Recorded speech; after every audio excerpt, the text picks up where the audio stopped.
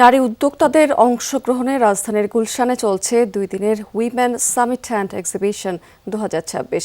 দেশীয় পণ্যের প্রচার, নারীর অর্থনৈতিক ক্ষমতায়ন এবং স্বাস্থ্য সচেতনতা নিয়েই মূলত এই আয়োজনটি, যাতে রয়েছে প্রদর্শনী, আলোচনা এবং সাংস্কৃতিক অনুষ্ঠান। পুরো আয়োজনের মিডিয়া পার্টনার যমুনা টেলিভিশন।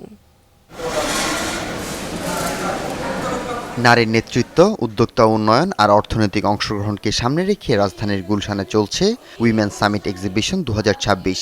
এবারের প্রতিপাদ্য জাতীয় অর্থনীতিতে নারীর ভূমিকা ও গুরুত্ব। পাওয়ার অফ শি আয়োজিত এই প্রদর্শনীতে অংশ নিয়েছেন দেশের বিভিন্ন প্রান্তে নারী উদ্যোক্তারা।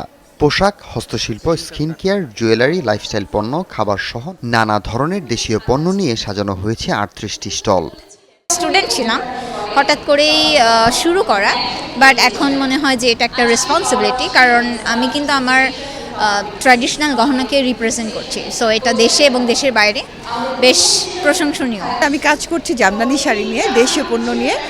দেশের পণ্যগুলো সবার কাছে পৌঁছে দেওয়ার জন্য সবচেয়ে সহজ সুযোগ হচ্ছে যে আমি যদি উদ্যোগ নিয়ে সেটাকে ছড়িয়ে দেই আমার ক্রেতাদের কাছে বাজারে।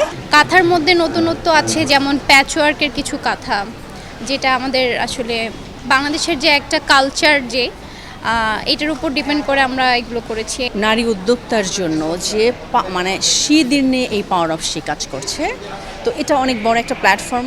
আয়োজকরা বলছেন, নারী উদ্যোক্তাদের জন্য নতুন বাজার তৈরি এবং বিনিয়োগকারীদের সঙ্গে সংযোগ স্থাপনই লক্ষ্য।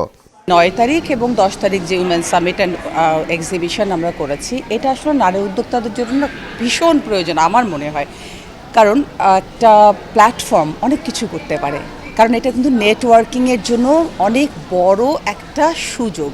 সামিটে নারীর শারীরিক ও মানসিক স্বাস্থ্য, অর্থনীতি ও উদ্যোক্তা উন্নয়ন নিয়ে আলোচনা হয়, যাতে অংশ নিয়েছেন চিকিৎসক, অর্থনীতিবিদ, কর্পোরেট নীতি নির্ধারকরা। 10 মে পর্যন্ত চলবে এই আয়োজন। হাসিবুল করিম বিজয়, যমুনা নিউজ, ঢাকা।